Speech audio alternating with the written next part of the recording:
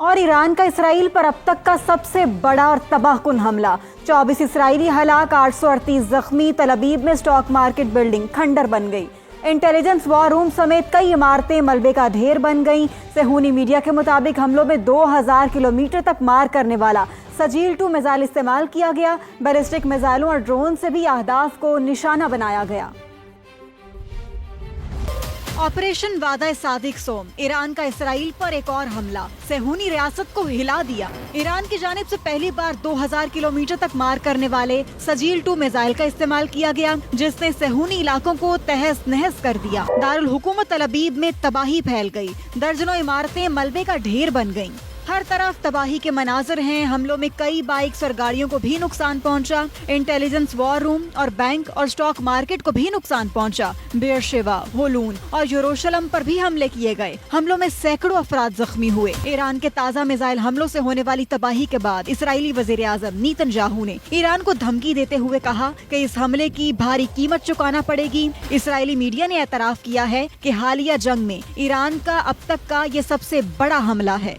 Operation वादा सादिक सोम, Iran का Israel पर एक और हमला, सेहूनी रियासत को हिला दिया। ईरान की जानिब से पहली बार 2000 किलोमीटर तक मार करने वाले सजील-2 मिसाइल का इस्तेमाल किया गया, जिसने सेहूनी इलाकों को तहस नहस कर दिया। दारुल हुकूमत तल अबीब में तबाही फैल गई। दर्जनों इमारतें मलबे का ढेर बन गईं।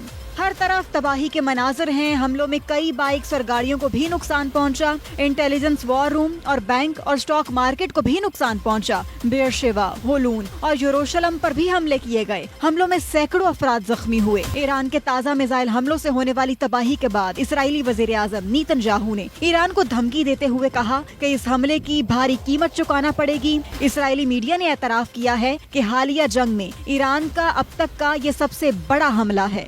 ऑपरेशन वादा सादिक सोम, ईरान का इसराइल पर एक और हमला, सेहूनी रियासत को हिला दिया। ईरान की जानिब से पहली बार 2000 किलोमीटर तक मार करने वाले सजील-2 मिसाइल का इस्तेमाल किया गया, जिसने सेहूनी इलाकों को तहस नहस कर दिया। दारुल हुकूमत तल अबीब में तबाही फैल गई। दर्जनों इमारतें मलबे का ढेर बन गईं।